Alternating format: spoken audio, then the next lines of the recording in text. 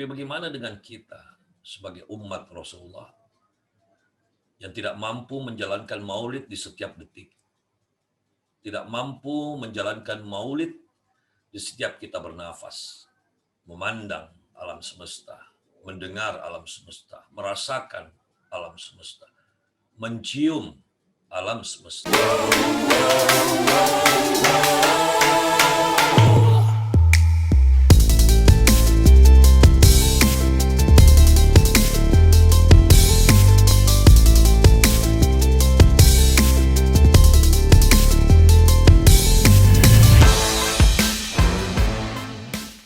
Sebenarnya pada hari-hari yang seperti ini, mestinya kita nikmati dentumannya itu setiap saat. Greget maulid ini sebenarnya harus menghentakkan jantung kita lebih terasa setiap detik. Bukan hanya ketika kita melaksanakan peringatan di tanggal yang tepat itu. Karena Rasulullah SAW tidak hanya memberikan manfaat kepada umatnya, tidak hanya memberi syafaat kepada umatnya, hanya di kala tanggal 12 ini. Tapi syafaatnya itu berjalan kepada siapa-siapa umatnya yang mau senantiasa berzikir, mau bersolawat kepadanya. Sampai-sampai promosi solawat ini langsung diucapkan sendiri oleh Allah. Bahkan Allah senantiasa mencontohkan bahwa Allah pula zat yang maha segalanya, zat yang maha mencipta, tapi dia pula juga zat yang bersolawat. Malaikat-malaikat bersolawat. Maha suci Allah dengan segala contoh baik, meskipun dia adalah zat yang mestinya maha sombong. Tapi bagaimana dengan kita sebagai umat Rasulullah yang tidak mampu menjalankan maulid di setiap detik, tidak mampu menjalankan maulid di setiap kita bernafas, memandang alam semesta, mendengar alam semesta, merasakan alam semesta, mencium alam semesta. Padahal kita selalu diingatkan nikmat Allah itu tidak bisa terhitung jumlahnya. Oleh karena itu, saudara-saudaraku, masyarakat Kafi yang dirahmati Allah SWT, hari ini Om Bagus akan mengajak kita melakukan satu kontemplasi, di mana kontemplasi ini adalah sesuatu yang mestinya ada di setiap perjalanan waktu. Kontemplasi ini kita mulai dengan memberi pertanyaan, apa yang terpenting dalam peringatan Maulid? Yang terpenting yaitu bagaimana kita melakukan penghikmatan terhadap keumatan kita kepada Rasulullah. Karena tidaklah Allah itu meridhoi sebuah pengulangan itu terjadi selain Allah selalu sebutkan pengulangan itu adalah bagaimana Allah itu membantu hamba-hambanya melakukan suatu proses yang disebut dengan ikhtiar. Sebenarnya kita malu. Ada pencipta yang berikhtiar. Sebenarnya kita harusnya sudah mulai risih dengan diri kita, risih dengan maksiat kita, risih dengan kelalaian kita. Karena bagaimana mungkin zat yang maha segalanya dengan memiliki kedahsyatan itu begitu bijaksana, begitu ridhonya memberikan ikhtiarnya melakukan pengulangan. Saya tidak tahu apa jadinya kalau kita ini bisa menjadi pencipta. Lalu kita beritahu kepada orang bagaimana caranya kita mengulang sesuatu untuk dijadikan peringatan. Mungkin kita ini adalah orang yang atau Tuhan yang paling tidak sabaran. Kepada anak saja kita disuruh mengulang, malas, marah.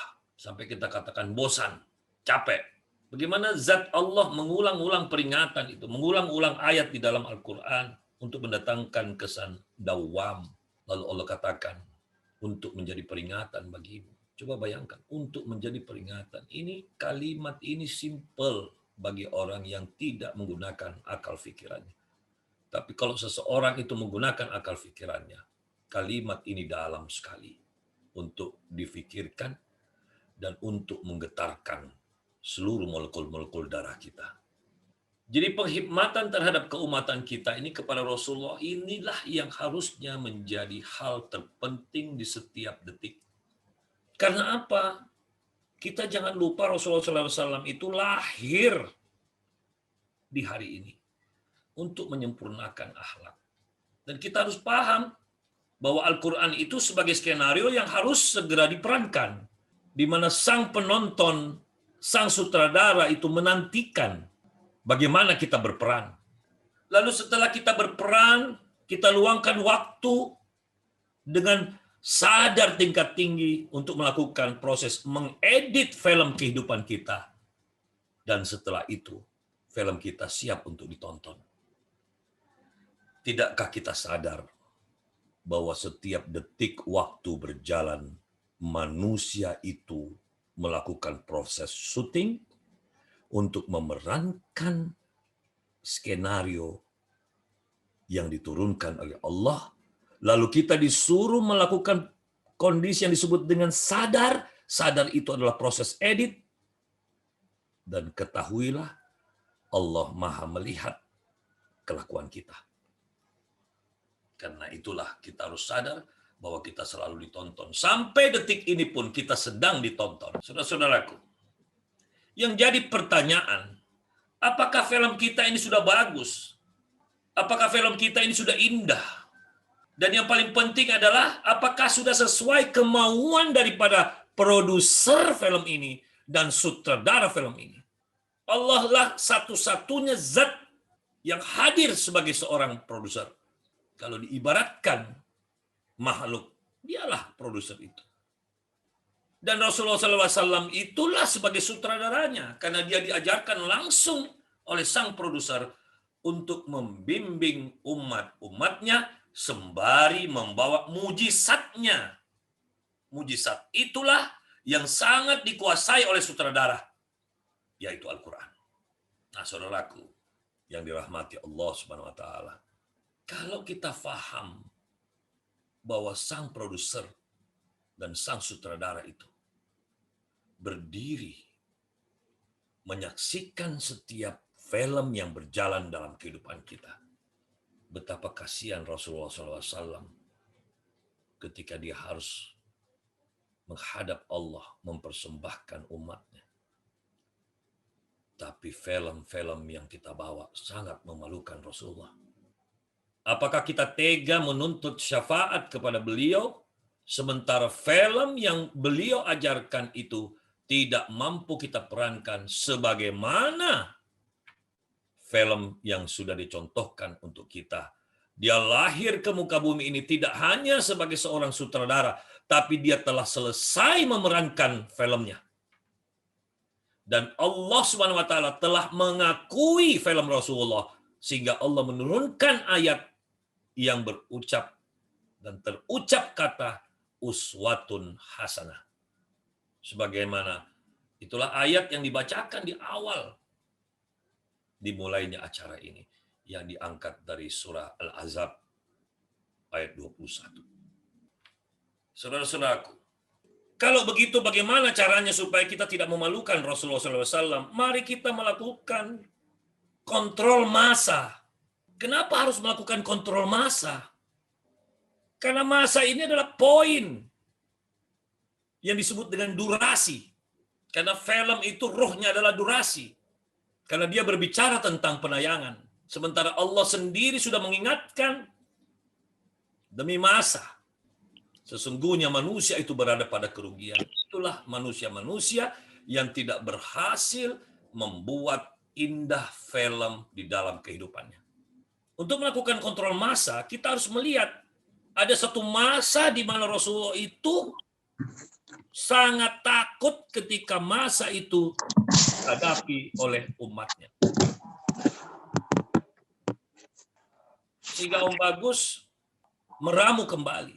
Dan ini kali kedua Om Bagus sampaikan materi kumpulan ini, karena sebenarnya materi ini bukan materi Om Bagus, ini materinya para ulama-ulama besar, karena ini materi langsung dari Rasulullah, karena isinya hanyalah kumpulan hadis-hadis, bukan pola pikir Om. Karena kita harus memahami bagaimana cara mengontrol massa yang paling ditakuti oleh Rasul.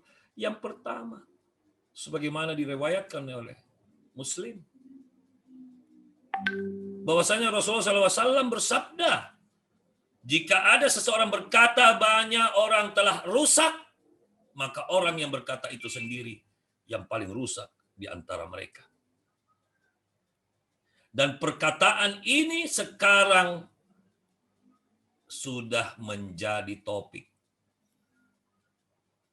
Siapa saja yang berhadapan dengan kamera, di depan ada mic, disitulah dia selalu mengatakan, semua orang rusak. Maka Rasulullah SAW mengingatkan, ketika kau tiba di masa itu, ketahuilah, orang yang berbicara itulah yang paling rusak